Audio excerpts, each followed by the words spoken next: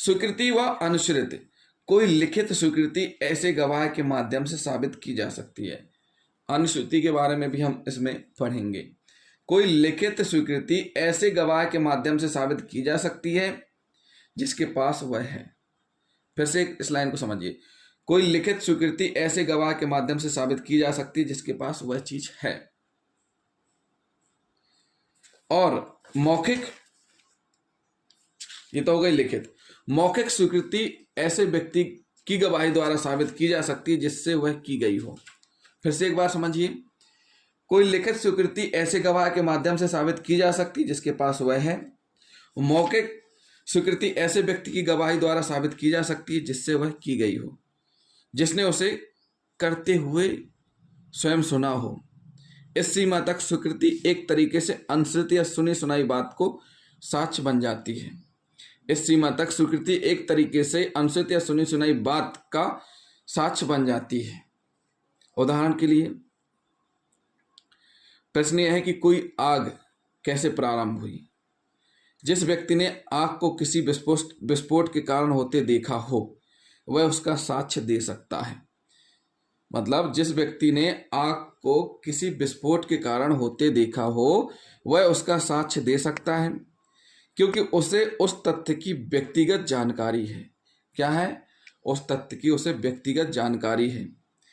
यदि घर लौटते समय उसने वही बात किसी अन्य व्यक्ति को बताई हो तो ऐसा अन्य व्यक्ति विस्फोट का साक्ष्य नहीं दे सकता है, क्योंकि उसकी जानकारी अनुश्रुत या सुनी सुनाई बात की है।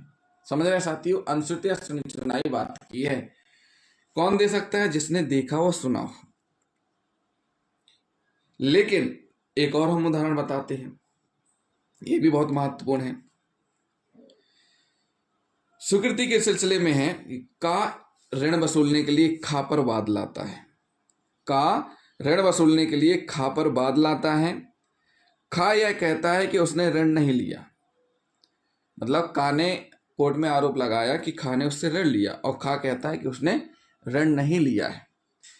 खा एक तीसरे व्यक्ति से बात कर रहा था। खा जो है एक तीसरे व्यक्ति से बात कर रहा था और बातों में कह गया कि उसने ऋण लिया था। बातों में कह गया कि उसने ऋण लिया था। खा का यह कथन स्वीकृत है और गा इस स्वीकृति का साक्ष्य दे सकता है। कौन दे सकता है? गा इस स्वीकृति का साक्ष्य दे सकता है, चाहे गा ऋण के समय उपस्थित नहीं था और ऋण की तथ्य स्वीकृति केवल खा के मुंह से सुना था। वहां पर यह स्वीकृति मान होगी। कितनी क्या समझ में आया साथियों? फिर से समझिए।